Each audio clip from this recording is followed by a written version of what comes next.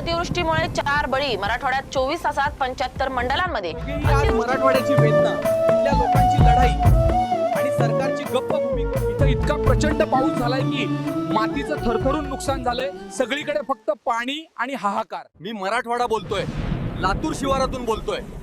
इथे 2 महिन्यांपासून लोक लढतायत, पण एकटे. हे जे तुम्ही बघतायत हे कुठलं सिनेमाचं दृश्य नाही, ही मराठवाड्याची आजची परिस्थिती आहे. आपण पाहत आहात मराठवाड्याची सद्यस्थिती. इथे परिस्थिती खूप गंभीर. ज्या जमिनीत शेतकऱ्याने घाम गाळला त्या जमिनीत आज फक्त चिखल आहे.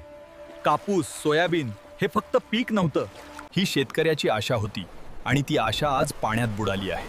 जिथे थेंबासाठी संघर्ष होता तिथे आज सर्व काही वाहून जातंय.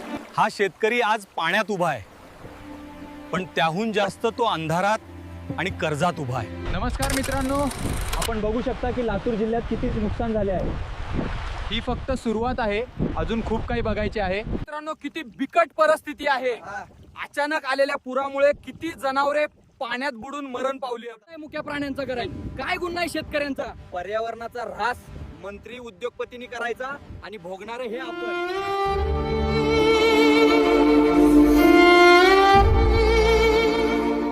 माझं घर गिळलं ह्या भाड्याने,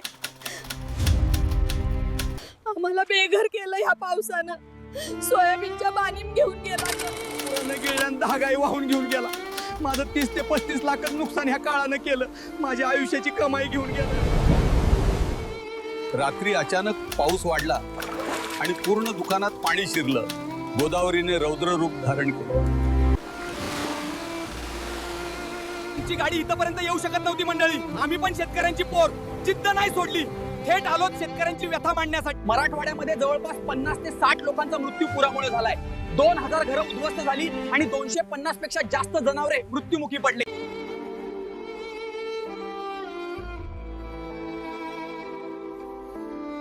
हृदय पिळवटून टाकणाऱ्या अशा कित्येक घटना असतील मंडळी, पण गेंड्याच्या कातड्या असणाऱ्या नेत्यांना काय ह्याची जाणीव.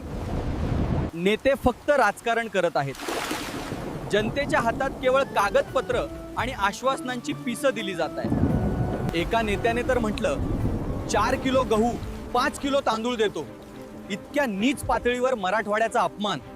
मराठवाडा मदतीची हाक देतोय, पण सरकार शांत बसलंय. विकासाची गंगा काही ठेकेदारांच्या दारी का? आज आमची माती वाहून गेली, पण हिंमत नाही करत. मराठवाड्याचा विकास होऊच नाही म्हणून कदाचित आजही प्रयत्न चालू आहे. कारण इथलंच तरुणाईचं स्वस्त मजूर म्हणून पुणे मुंबईला गरजेत आहे. आज महाराष्ट्रातील शेतकरी एकटा उभा आहे, पण आम्ही दोघं, मी आणि भाऊ, ही सत्यता तुम्हापर्यंत पोहोचवण्यासाठी झटत आहोत. सामान्य नागरिकांना बळ द्यायचं असेल तर हा संघर्ष मुंबईतल्या ठेकेदारापर्यंत पोहोचवा.